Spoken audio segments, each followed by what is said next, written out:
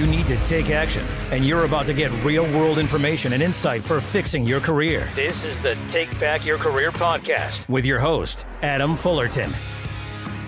Hey guys, welcome to another episode of the Take Back Your Career podcast, which is dedicated to helping professionals find happiness, fulfillment, and financial security in the work that they do. And today, like every Monday, we have a full-length episode for you guys. And on this episode, we have with us Matt Warzel, who is the President of MJW Careers, where he serves as a career coach, a consultant, resume writer, and much more, with the mission to provide professionals with a career transition plan that takes all of the guesswork out of the equation and bring out the positive aspects of change in one's career.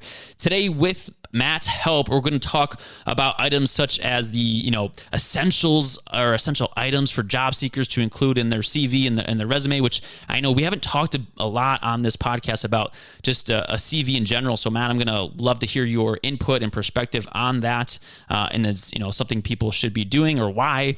We'll talk some best practices for webcam interviews, which is of course how a lot of people are doing interviews these days with everything going on in the world. We'll talk advice for professionals out there that are forced into choosing a different career path altogether, and we have some more topics on top of that. So hopefully we have enough time to get through all of them. And obviously, before diving into that, I just want to say, Matt, thanks for doing this. Thanks for being on. I just love your energy and your enthusiasm, and so I think this is going to be a fun episode with a lot of passion behind your side of the microphone. So again, Matt, thanks for doing this, and I just want to say thanks for being on once more and ask how things are going and if you're ready to kick things off. Absolutely. And thank you for having me, Adam. I appreciate the opportunity to speak with your audience, and hopefully some of the things I say will resonate, get people motivated to get going in their career. Perfect. And that's, in my opinion, what a lot of people need. And so, Matt, let's kick things off. I like to do this. I like to say, tell me about your story, right? Because I know that you have been doing career coaching and kind of all this stuff for quite some time. And so I just want to hear, again, your story. And of course, what our listeners can learn from your story and your path, right? In your own career. Maybe there's some things that you've overcome or have faced. And again, just those different challenges that got you to where you are today, and what our listeners can see in their own path that you went through. I thank you for that. Yeah, I myself was someone that was kicking the tires a little bit after school when I graduated. I wanted to get into advertising and be a copywriter initially, and I kind of found that was a bit of a tough nut to crack. And so I kind of had a dual path going. So I decided, first, I got to get a job, make money. I got into paper sales right when Dunder Mifflin was getting started as well. And, first job, first kind of cash, 30 grand, I think it was, or, somewhere around there, 25 grand, which is a lot of money for 21, 22 years old. So, I was excited. And while I was doing that, I started, taking acting classes and doing improvisation and stand-up at night, because I had shifted gears thinking, okay, now I'm going to start writing screenplays while I do business stuff during the day, and got laid off after about a year working there. And I was devastated. I remember crying when I got laid off. I've actually had 2 layoffs in my career. I'll get to that. But, so I've been there before, where you just feel like a huge gut check, and it's uncontrollable. It wasn't even me. It was just the industry, as we all know, paper. And so I kind of shifted gears and was like, okay, I'm going to start trying to find my next gig. I graduated with a marketing degree. Let me figure out what I can do. Sales and marketing was kind of my twofold idea. And actually got an interview with Aerotech through a friend. And honestly, the interview was hilarious because I didn't even know what it was. I thought it's not like technical to me. And I had to kind of BS my way through the interview when they're asking me about the company, and Aerotech spelled with a K, and I kind of said that I looked them up as a CH. And so anyway, somehow the guy gave me the second interview, which was a panel interview all day, 6, 7, 8 different people. And by the end of the day, they wanted to hire me. So I got in recruiting. Aerotech's a staffing firm, which is, if anybody out there needs a recruiting firm, lean on Aerotech. They're phenomenal. The guy who owns the Ravens started them, although I'm a Browns fan. So I got into the HR world, right? The staffing world, which was really cool. It's cutthroat though. Recruiting is not easy. It's a high emotions roller coaster of a day. But I really enjoyed it. You're trying to find people and put them in the seats, get them work, and you're doing some good work. And flash forward about 3 years almost, And from there, I got laid off. So I had, it was just another gut check. And I thought, and I cried after that one. So it was just like, what am I doing wrong? And so and that was kind of my fault a little bit, that layoff. I really wasn't meeting the numbers I probably should have been. I was doing good, but I wasn't doing great. And there was just so much volume there as far as recruiters that I just got kind of weeded out. And my problem was, I was recruiting the requisition, not the candidate, which I learned as I progressed in my career. You need to recruit the candidate, fill a pipeline. So essentially, I got into HR recruiting. I took that and I just said, I'm going to get up, pull myself up with the bootstraps and get to work.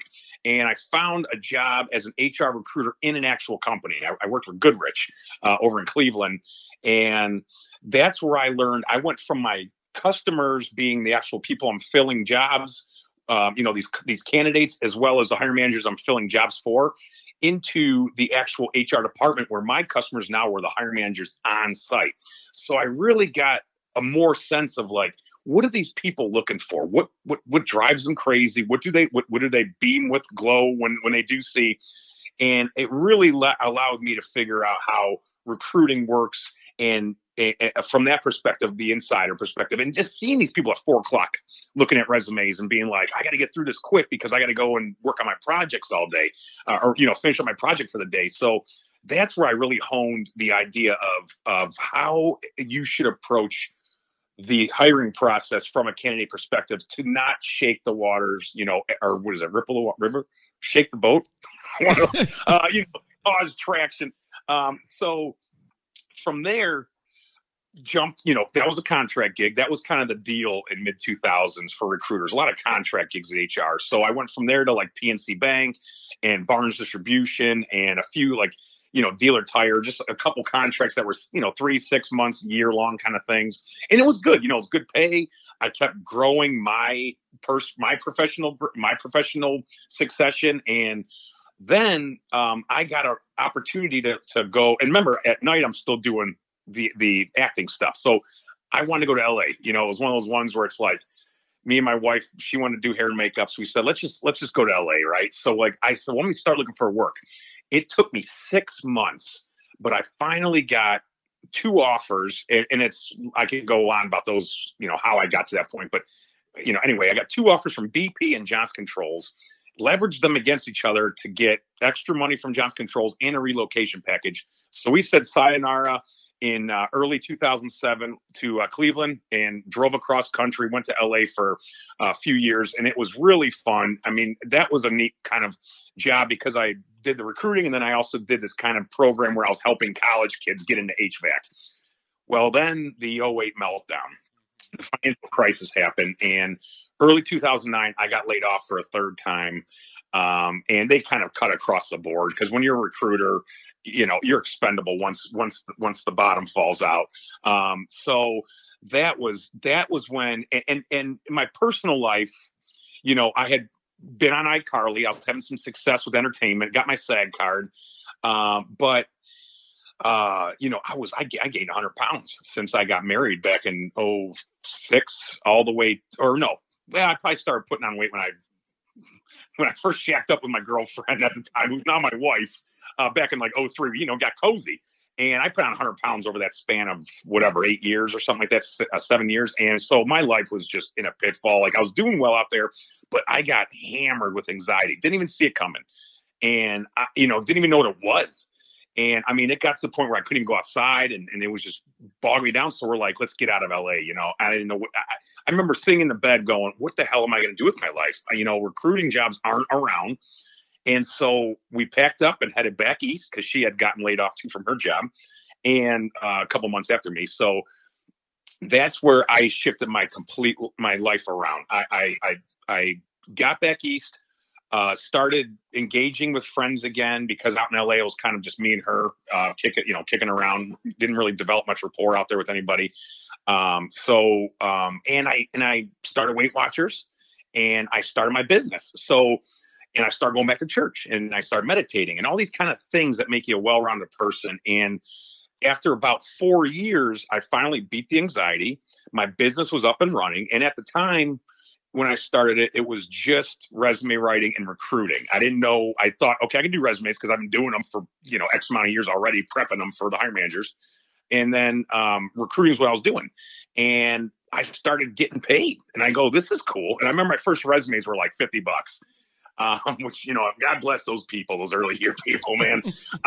But, everyone's got to learn how to cut their teeth on a certain job or industry. So after that, I beat anxiety, lost 100 pounds, got back to where I was. I was actually weighed less than my wedding day, and had all those other things back into play, right? Going to church and being a volunteer in the community and all the good stuff that really produces some good thinking and some positivity during the day.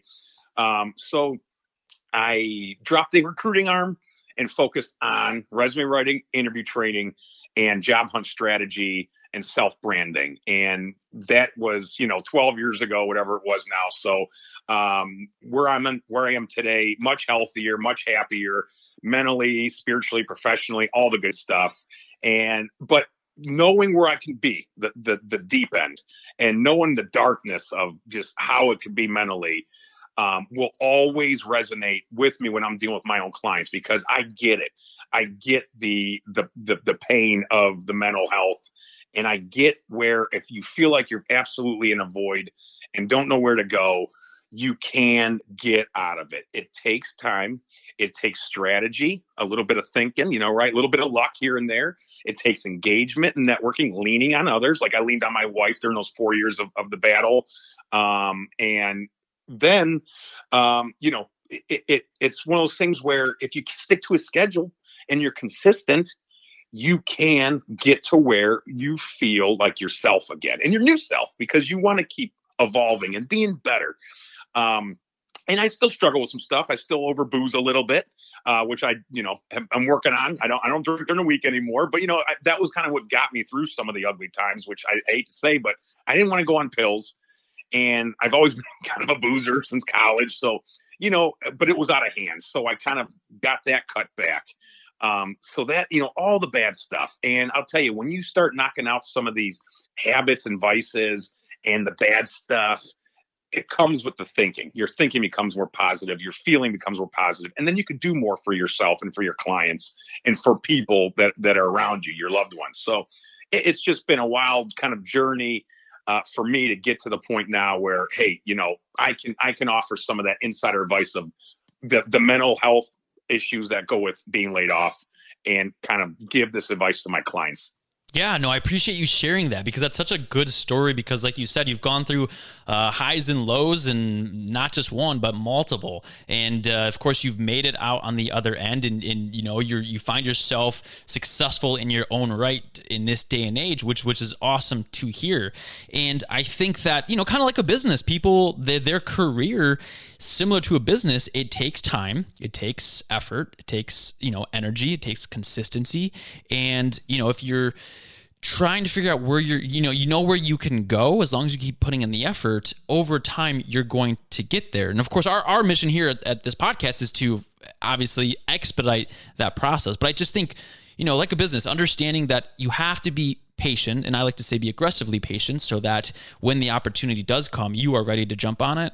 And, you don't want to just be passive, I guess, in the way you're approaching your career. But again, my point is that, like you, growing your business, and over time, it just takes patience. It takes consistency. And, if you, again, kind of know where you want to go, just keep trying, keep at it, and you're going to get there one way or another if you have that belief.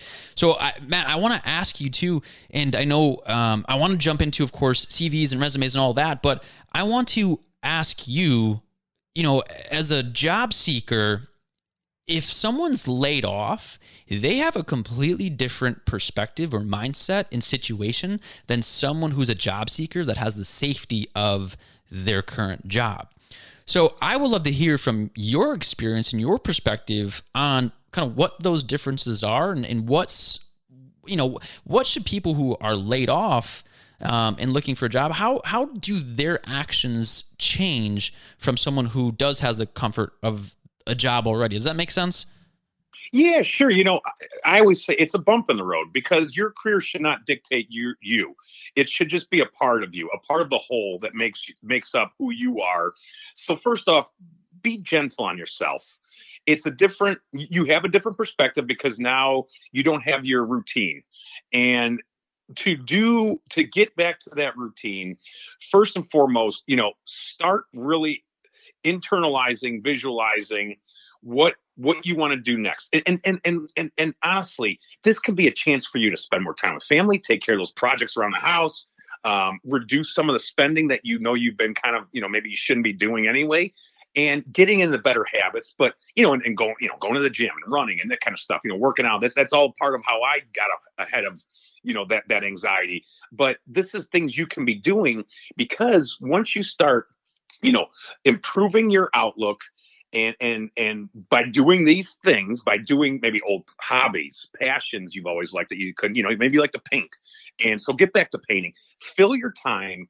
Idle hands is the devil's work. I believe it forever. If you have nothing to do all day but sit there and watch TV, it will make you nuts. And you can't, we are creatures of running around. My 3-year-old won't stop running around. Where do you think we are always on the go for? It's innate. Like, we've grown up because we're always on the go. So continue to be on the go, but do it in ways that, make you happy and satisfy you, and start giving yourself the treatment you need from a mental perspective. But then also, for professionally wise, start to realize this is your chance to start something new. When I got laid off, I had no idea I was going to be an entrepreneur. And 12 years later, I couldn't imagine going back to 8 to 5. I'll never go back to 8 to 5. I will work my butt off to never have to go back and get a paycheck from someone else, don't get me wrong. I mean, yeah, you make your own hours and stuff, but I work 7 days a week. Even if it's a Sunday for a couple hours, I have to do it, but I like that. I love working, but you just be gentle on yourself. Know there's people that are in the same boat as you. So talk. Don't internalize it to the point where you keep it. Internalize, by that I mean think about what's going on in your life, but also share it with people that you trust. Tell them how you're feeling. Those things help me break that spell I was under. And it's also a chance, again, to reinvent yourself. Maybe you're like, hey, I've been doing accounts payable and finance stuff, and I'm sick of it. And I've always wanted to, be a project manager. That's kind of a succession from the finance, the accounts payable, billing, all that kind of stuff. Sometimes they go into project management. So research, learn the PM world. Don't feel like it has to be daunting. Anybody can become an expert if you start working at it and researching and learning from the best, and reading and digesting and taking action. And like you had said, planting these seeds, because if you're consistent enough and you do the things that you think, this should help me progress, then do it, and then go to the next thing. Even if it was a waste of an hour that day, at least you thought maybe that was I've wasted so much time doing marketing things that just never came to fruition for my business, but I had to try them. I had to do stuff because I'm constantly trying to think of ways to kind of get my name out there in business. So, plant the seeds and do it professionally and do it personally and everywhere else that you can for your own belief system and your own ways of work, of living. Get yourself those hobbies again, like I said. So, again, your perspective, yeah, it's different from the next person that might have a job. But remember, no one's secure. I mean, this world, you're never secure no matter what role you're in. That's all BS. Being like, I'm secure at any point, the money can, boom, take you right out of your role. Even if you're, there's people all over right now, everyone's just getting canceled for all these old tweets and stuff. So no one's protected. Like, if in the past you screwed up, it can come back and haunt you because you leaving digital footprints everywhere. And so just know that, hey, get your new way of thinking and move on and get rid of the old, and there's actually a guy I've been listening to. He calls them soundtracks.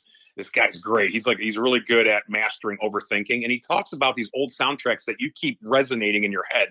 And to get rid of those old ways of thinking, you got to start presenting new ways of thinking. And that's those positive ways that, yeah, you offer value. You have skills. You can build relationships and help others. So start doing those things. And if you don't do those things, maybe it's time to start doing those things. Yeah, absolutely. And there's so many different things you just touched on. And so I was making a list of these things because I think you talked about just entrepreneurship and how, it's not, working for someone else is just not in your blood anymore. And you've gone down a different path. And we've talked about entrepreneurship as an option for people who listen, because a lot of people don't think that they could open up a business, or maybe they'll just fail, or they don't know how. Again, it's, and one of the things you touched on is that you can kind of do everything or anything, right? Unless maybe you're not Elon Musk building rocket ships. And I think I made this joke the last podcast episode, but hey, you're not Elon Musk, and that's okay. It doesn't mean you can't start a business. It doesn't mean you can't go to another company.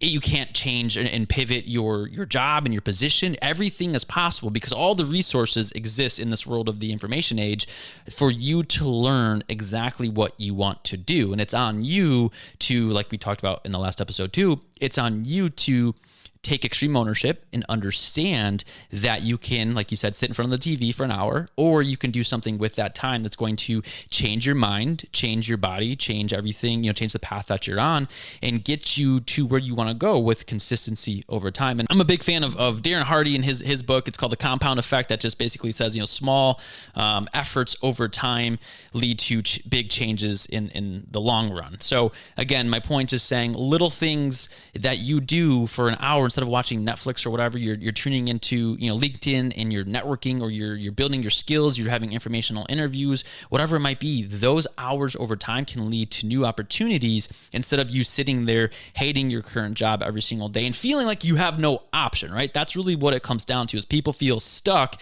and without options. And if you have no options, you're going to feel stuck, right? Obviously.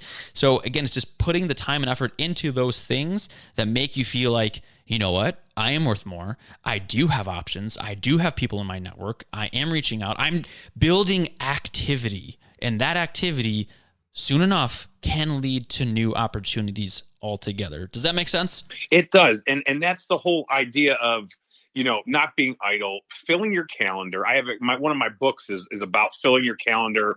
It's a 6-week guide to getting your next job. And I give the actual tools and the resources of every day, every hour, 5 days a week, what you should be doing to get to the next career move. And that's the idea of making your workday based around finding work, and using that time where maybe you search for roles online for a couple hours, which is the old way of finding jobs. But again, a direct link to the recruiters and hiring managers. I get it. You still want to apply online and get into those companies' world, so to speak, their career portals and their applicant tracking systems. But, do that, and then go and spend 2 hours networking, then go and spend 2 hours researching, and then go spend 2 hours trying to navigate decision makers at a company you want to work for, and have a purpose. And then at the end of the day, read a book about, how to overcome your bad thinking, or read a book about a business, or go and research, if you want to do a side hustle, go and research how to get set up accounting wise and legal wise in your municipal and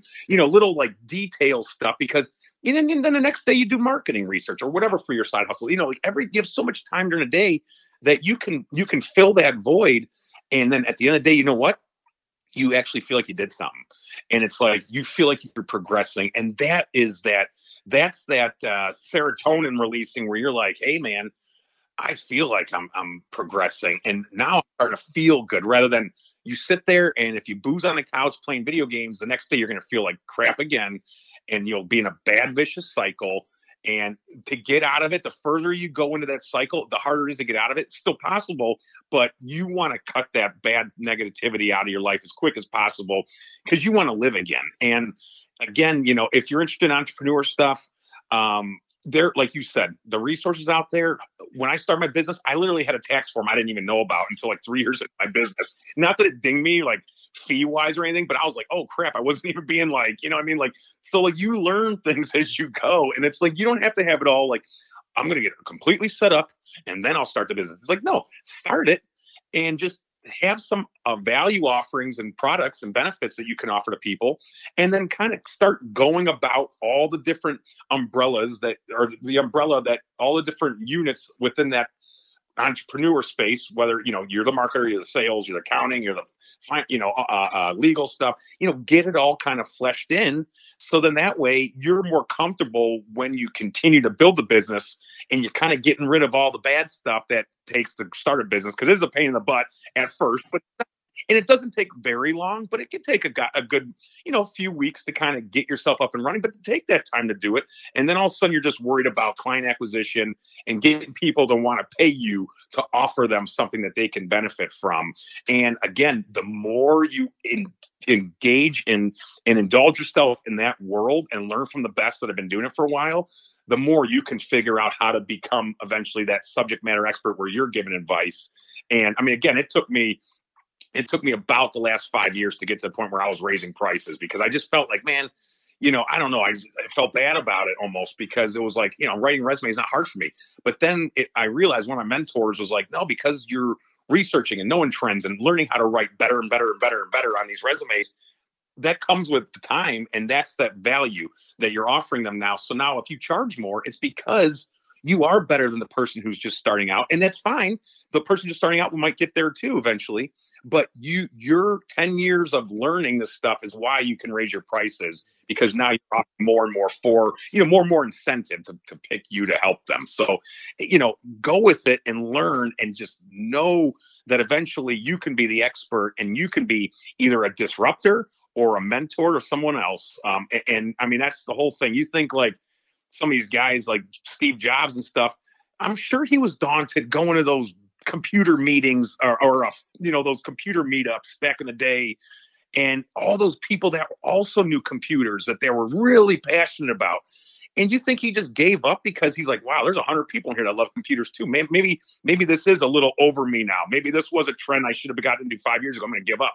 No, he goes, I'm going to disrupt the heck out of this industry and do my thing. And so, not everyone's gonna be Steve Jobs, but we just got, we got to use people everyone knows. But it's like, there's plenty of people that fell in line in that computer world that have made success of it that aren't Steve Jobs, and no one knows who they are, but they were there early on, and they figured out little ways to like help push it forward. Because remember this, no one's waiting for you to give you money to help you out. People are busy. They forget their own family members sometimes because they're so busy. But it's like, the industry needs to thrive. The industry and the companies need to keep forward progression and thinking. And so if you're not disrupting it, or at least helping to disrupt it, you could be dead in the water. I mean, you can kind of kick the can and be mediocre with stuff, which is fine. But then you might end up at a ceiling point where you're like, this sucks and I'm not doing anything. It's like, well, because you really have just been so mediocre with how you're approaching your professionalism, your professional career. Whereas, if you, like me with acting, when I still act, I got two auditions today, actually. And it's like, my scene has to be so linear to the overall show or movie that it doesn't disrupt the flow. Because when you see a bad actor, totally take somebody out of it. The people who are in casting want you to be the person. That's why they're giving the audition. They get 2,000 headshots. They offer 200 auditions. They bring in 20 people for on-person auditions, and then they give the role to two people. One is the one who gets it, and the other one's a veil. The person who has to be on the ready in case the first one gets sick or something. That's a numbers game, but they want you to be the person. That's why they're not wasting time. But to do that, you need to bring your best forth effort, and all the training you've done, all the training I've done needs to come into play on that audition, because it needs to be linear and make no disruption. In fact, it needs to bring benefit. It needs to be a scene that's memorable because of how good you played that part. Because Hollywood's not off. They're not trying to get you the role because they want Matt Warzel to be the next great thing. They're just saying, don't F this up. Make this, we have so many hundreds of people on this crew and millions of dollars invested in this movie.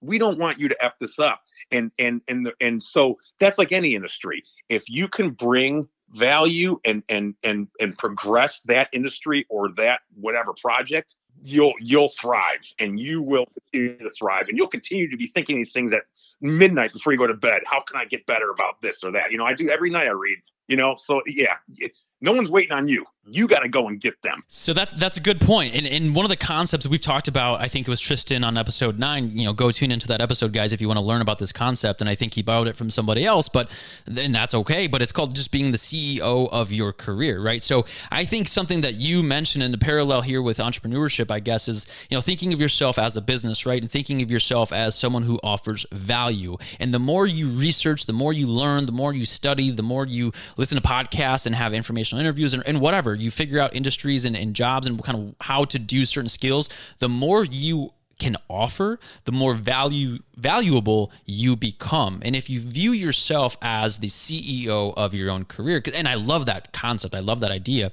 it's you saying, here's what I offer. And I can either use that in the company that I'm in, I can use it as leverage to get promoted, or I can use it as leverage to go to a different position, again, within the company, or I can use that as something that's a bargaining chip, of course, to go somewhere else to a company that might be looking, at what you have and based on what they need. So again, the concept of just knowing your worth, continuing to build on yourself, no differently than an entrepreneur would say, hey, my resume is $50 now for, writing a resume, but now it's $100 because you're offering more and more and your value is increasing. And as a result, you're going to charge, whether that's a customer of yours or if it's a company that you work at, right? If you view it as the business you work at is a customer, then in my opinion, you separate yourself from this whole idea of loyalty and I have to stay here and like they employ me, to really flipping it and thinking to yourself, I'm in charge because I have a lot of value and I choose to work at this company. And I think that alone is just a concept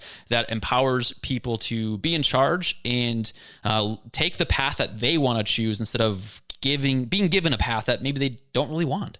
Yes, exactly. And the companies, the people that do thrive and they jump the ladder is because they're offering improvements or ideas to reduce waste or improve profits or streamline efficiency. I call them business quantifiers for the resume. There's always a way. The person next to you might just clock in, clock out, got their work done, perfect. But if you want to come early, stay late, or even just jam-pack that 8 hours by not only getting a project done, but then improving and furthering the company, now someone's going to look at it and say, we got to give them a promotion. And what's that come with? More money. And thus, then you get into that world of how do these people become CEOs? It's because they don't just get there and do the work and then go home.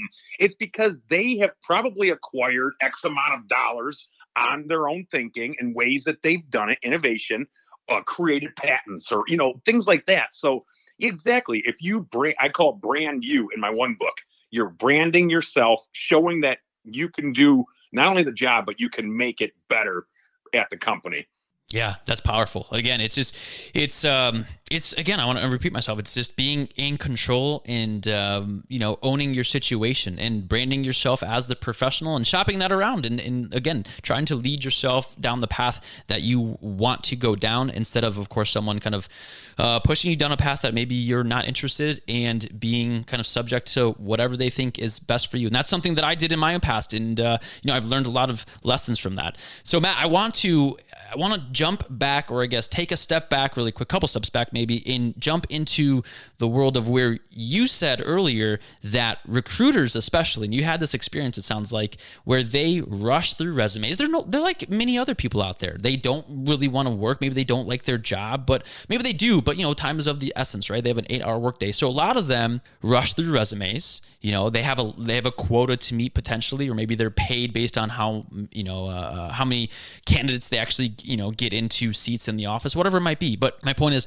they can rush through resumes as well. And so I want to ask you, based on your past recruiting experience, based on your, what you do now with helping professionals, I want to talk about just CVs and resumes really quick because I know we only have a few minutes left, but what is the power of a CV and what can it do for someone who, maybe they do run into one of those recruiters at a company or position that they're really interested in. They don't want to be passed by. They don't want to just try, put in all this effort. We're talking about, being the CEO of your career and learning all these skills. So then you get that one opportunity, right? You want to nail it and you want to be ready for it. But then you go to apply and nothing happens because the person on the other end maybe just rushed through it. So I know, again, from a CV and resume perspective, what can someone do to make sure they stand out and they do get that opportunity for when it pops up? Great question. Yes. So essentially, there is a 6-second, 7-second eye test. It exists. It's innate when you are a resume reader, whether you're a hiring manager,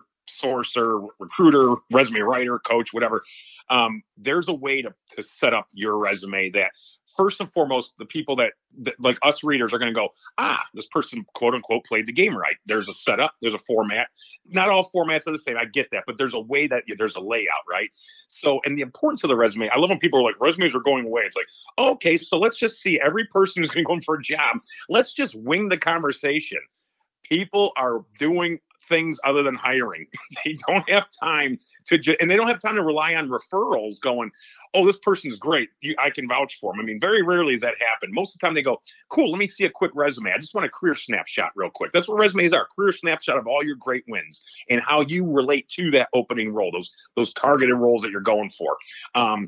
My way of laying it out, I'm going to give it a quick layout. You want a summary at the top, 3 little sentence banger that emphasizes your value offering, the industry you live in, and the kind of the role you're in, and how you are going to be a solid candidate for vetting.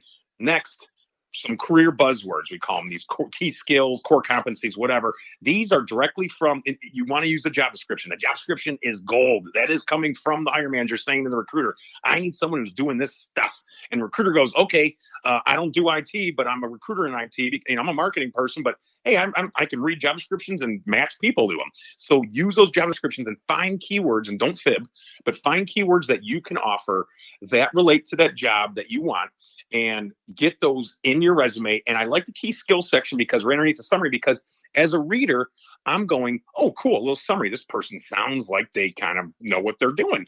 Oh, okay. Oh, here's a actual buzzwords that relate to my world that I live in every day as a hiring manager.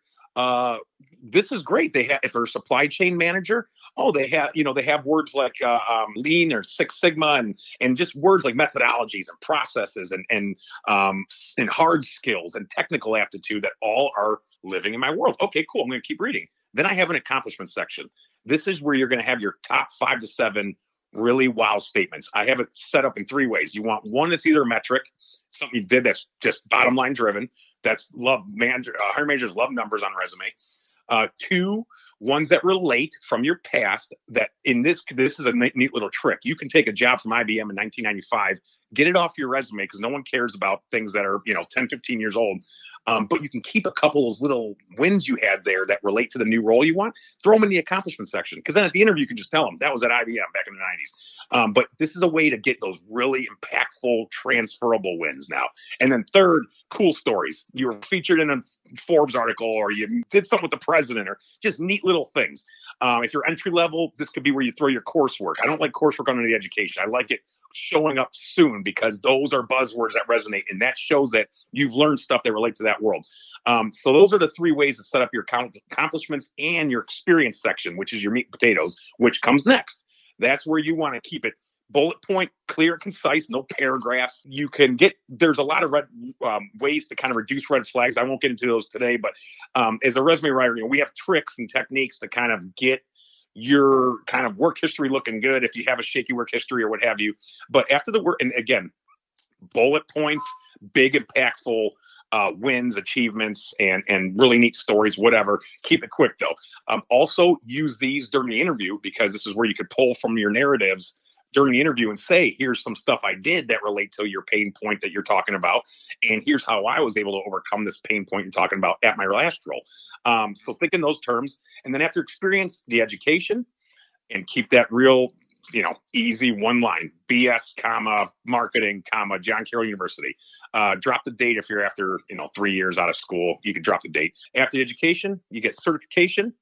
Then you got affiliation, which is like your groups, your memberships, and then volunteerism at the very, very bottom. And if you're an IT person, technical aptitude can fall under that. Anywhere, if you're not an IT person, you can throw those up at the top under those skills. But if you're a technical person, please keep the operational skills at the top, and keep all the acronyms and .js.79 freaking things. Keep those at the bottom. You don't want to weigh the reader down right away.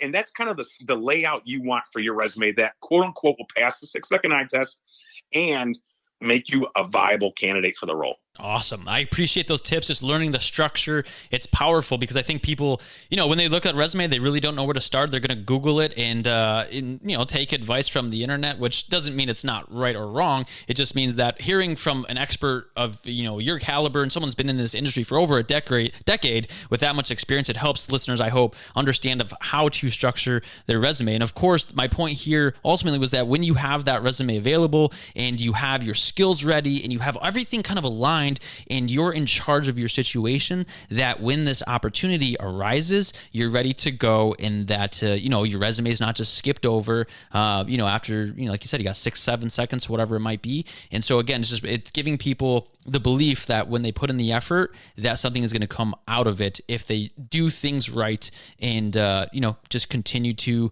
try, which is one of the main things we talked about in this episode. So Matt, I know we're on a time crunch. Unfortunately, we have so many more topics that we wanted to get to, so we'll probably have to have you back on. There's, again, many more things we wanted to discuss. Unfortunately, we just don't have the time right now, but that's okay. And, so I guess my quick takeaways here from this episode, before I want to, give you a chance to kind of let our listeners know if they are looking for resume work or coaching work, where they can find you and engage with you. But before jumping into that, again, I just think one of the biggest things we've talked about today was that someone who is looking for a solution in their career, in their professional world, they need to be not only patient, they need to be consistent, they need to be in charge, they need to make sure their calendars are filled with things that are going to motivate them and keep their spirits high and positive and make them feel like there's opportunity and options out there, instead of wasting time on things that aren't going to change their situation. Because again, you can kind of just sit there and watch TV all day, but as a result, you're not going to change the path you're on because there's nothing popping up to fill your calendar with opportunity. So again, those are a handful of things that we've talked about thus far. So Matt, I want to, of course, give you the floor for a quick second to let our listeners know where they can engage with you and work with you. We'll have to talk about, again, getting you back on for some of these other topics. And so, yeah, do yourself a favor and again, let our listeners know where they can find you. Excellent. Yeah. So my LinkedIn is my biggest presence. So, Matt Warzel is the only one on there, and jobstickers.com. It's like pot stickers, but job stickers, which I invented, when I first started a business. I thought it was like the best thing ever. But I still use it because it's easier than my company to remember. So jobstickers.com goes right to my blog, which has all my blog within my website. So it's my website there. And that will also show you the sign up for my weekly live show on Tuesdays and Wednesdays. So feel free to ping me if you guys need any help out there. I'd love to offer some advice and hopefully some solutions if you're struggling. Yeah. Well, thanks again, Matt, for sharing your story. I know, again, you had ups and downs, but I think it's great to hear how you've gotten through those and, how you got to this point where it seems like you're pretty much happy and alive and doing the things that you love to do. So that's a powerful story to hear, and I appreciate you sharing it. So, Matt, that's what we have on for today's episode. Obviously, for our listeners, I appreciate you guys tuning in. Matt, before signing off, I just want to ask you to, once again, take the floor and just, what is that kind of one thing that you want to leave listeners with so that they can feel like, again, they're inspired to do more with their career and, of course, take back their career, right? That's the point of this entire podcast. I think it's what I said earlier about, and I always say it's, no one cares when you're laid off other than your partner and your mom. And it sucks, but people are busy. There's a lot of empathetic people and people willing to help you, but you got to hunt them down and you got to make the changes for yourself. It's not like, when you're 10 and you lean on your parents, when you're in school, you lean on your teachers and friends. But when you get in the real world's hard. Building a business or building your professional career, it's hard. And there's a lot of competition. Don't get bogged down by the numbers. Don't get bogged down by the people involved. Just know that if you stick your nose to the grindstone, work your hardest, and do the right things, and also strategize, A/B test, try things out, get rid of stuff that don't work, keep things that do, continuously evolve, you'll be in good shape and things will come your way. But you got to pound the pavement. It will come your way if you're doing it. Absolutely agreed. I couldn't agree more. So, Matt, thanks for sharing that, guys. Thank you for tuning in to this episode. I truly hope this was, of course, worth your time and helpful in terms of the tips and advice that Matt offered today. And as always, guys, I like to say, hey, there's a new episode every Monday and Wednesday. So feel free to tune in, subscribe to the podcast, leave us a review if this is helping you. Share this with your friends, your family, your colleagues, anybody you know that's looking for help in their professional life. Please give this podcast a share. And like I said, reach out to Matt if you're looking for help. And I know he'll be a great asset if you do that. So last but not least, Matt, thanks again for doing this. Thank you guys for tuning into this episode. And remember, guys, Mondays shouldn't suck, and you're in charge of how your day goes. So thanks again for tuning in, and I'll catch you guys on the next episode. Take care. Thanks for tuning in to this episode of the Take Back Your Career podcast with your host, Adam Fullerton, the podcast dedicated to giving you expert advice and actionable ideas so that you can achieve real results and finally take back your career. Like what you heard in today's episode? Consider leaving a 5-star review and visiting takebackyourcareerpodcast.com, Apple Podcasts, Google Podcasts, or Spotify for more episodes. And remember, Mondays shouldn't suck, and neither should finding help. Thanks for listening to Take Back Your Career podcast.